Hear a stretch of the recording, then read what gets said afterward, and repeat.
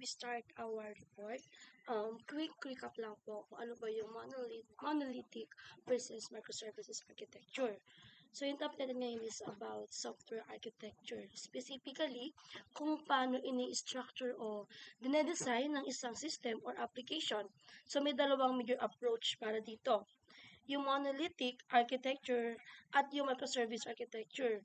Both are widely used in the industry, and understanding the difference between the two is actually really important kapag nag-develop tayo ng real-world application.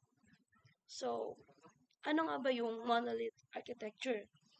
Ang sabi rito, a monolith architecture is a software system where all components that the user interface, business logic, and database are built and deployed as a single unified units.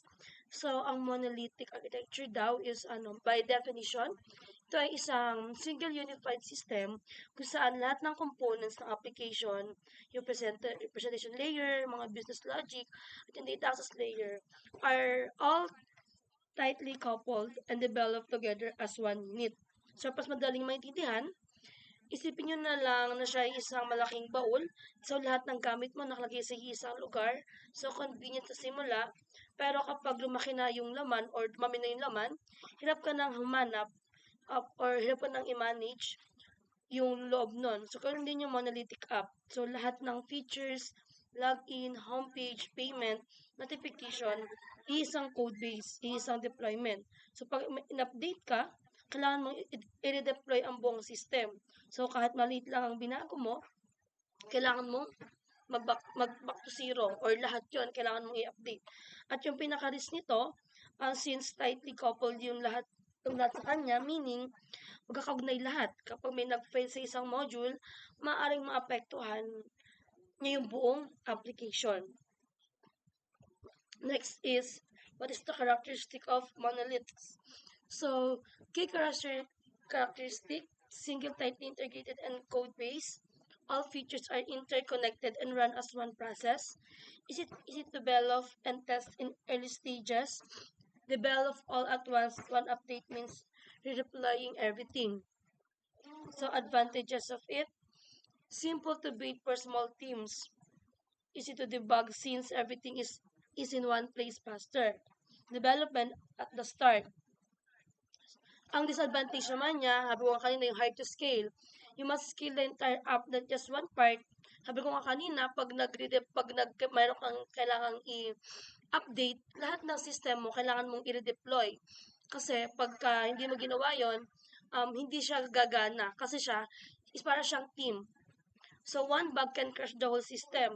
Sabi nga rin kanina, sobrang sensitive nito kasi once na masira mo yung isang system, maaapektuhan yung kasama nun. So, becomes difficult to maintain as the app grows. Next is yung microservice architecture. So, ngayon naman yung microservice architecture, an application composed of small independent services. Each service runs into its process. A microservices architecture breaks the application into small independent services. So each service handles one specific function and communicates with another through APIs. So ngayon naman yung microservices, ito naman yung isang distributed system. So ibig sabihin, hiwa-hiwala yung application nito, multiple small dependent services. So, bawat service, may single responsibility. Isang trabaho lang ang ginagawa niya. At paano sila mag-communicate? Through APIs or application programming interfaces. So, basically, nagpapadala sila ng request sa isa't isa through a defined interface. So, without needing to know the internal details ng bawat service. So, para natin i-visualize, so para siyang mall. Bawat store may sariling operation. Like sa SM, so may Jollibee. May Jollibee serves food. National Bookstore sells books. Independent sila. So, pag nagsara yung Jollibee, bukas pa rin lahat ng ibang store. So, ganoon din yung microservices.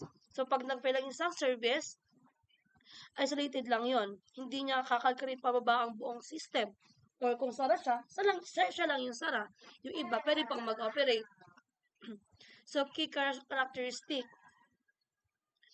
distributed system. Multiple small services running independently. Sabi ko nga kanina, ito yon yung kagaya ng Jollibee and National Bookstore. So, each service can build deployed, and scaled on its own. Services communicate through APIs, REST, gRPC, or message queues. So different services can use different programming languages. Advantage: scale only the parts that need it. One service failing does not crash the whole system, unlike monolithic. So faster deployments. Update one service without touching others.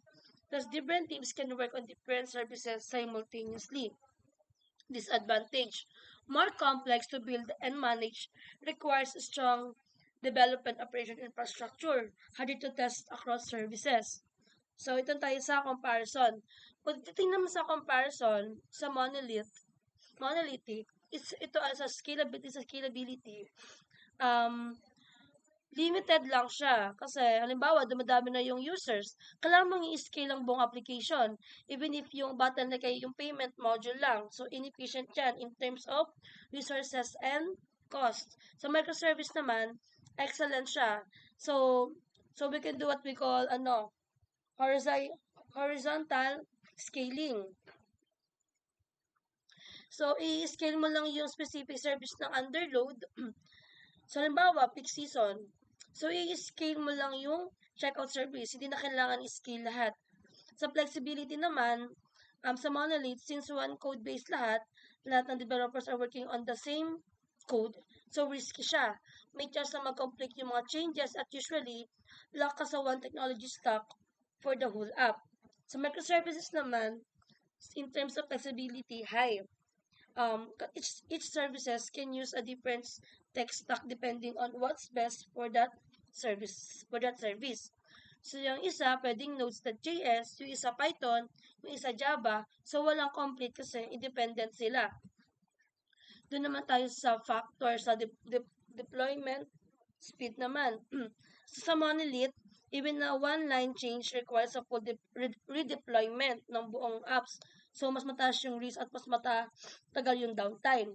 Sa microservice naman, you can do independent deployments per service. So, ibig sabihin, pwedeng mag-deploy ng bagong features ang isang team without affecting the other services. Mas mabilis at mas mababa yung risk. Sa fault tolerance naman, sa monolith, dahil tightly coupled at lahat, isang critical failure ng isang module can cause a system-wide outage. Lahat pwedeng bumagsak.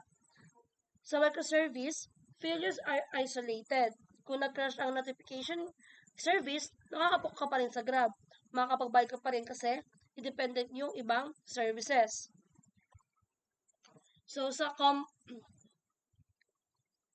complexity naman, easy to develop, debug, and test. Ideal to start-up and small businesses. So, sa monolith, pagka gusto mo is maliit lang na service, monolith ka. While sa microservice naman, it's complex. So, requires service discovery, API, management, distributed logging, and development operations expertise. While cost early stage, low. So, fewer services, simpler infrastructure, faster time to market for small application. While sa microservice naman, it's higher. So, more infrastructure, more servers, more engineering time, not ideal for small teams early on.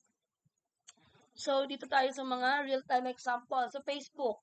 They started monolithic. Facebook was originally built. So, dati daw yung Facebook is monolithic build sa single PHP application. So, one code base handled profiles, feeds, messaging, and everything else. So, that is small teams move fast and shift features quickly in the early days. Sa Uber, sa status. So, nag-migrate siya to microservices. So Uber started monolithic but quickly broke it apart as the demand exploded. So today, Ubers run thousands of microservices, whether matching, driver tracking, pricing, payment, and notifications, all independently deployable. Amazon's status microservice pioneer. So Amazon is one of the earliest and most famous adopters of microservices. So they decomposed their giant e-commerce monolith into hundreds of services. So each owned by a small team, following the two pizza rule.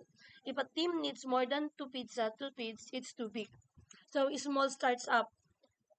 So monolithics is right here. Most startups Shopify, Basecamp, Stack Overflow intentionally choose monolithics and call them successfully to millions of users.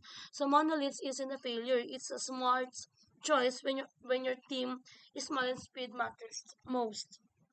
So takeaways, which should you which will choose? So there's the universal winner. So wala the winner. So the best architecture depends on your team size, stage, scale, and budget. So the most important skill is knowing when each one fits. So wala namang mas maganda sa isa't isa. Kasi kung gagamit ka ng monolith, sabihin mas maliit yung gusto mo o yung team mo, pero mas mabilis yung scale niya. While doon naman sa microservice, hindi siya ganun kabilis, pero pang maramihan yung scale niya. So, it depends on the user. So, yan. Andyan na. Just monolith when you're building yan. Ito yung ating mga example. So, that's all. Thank you po.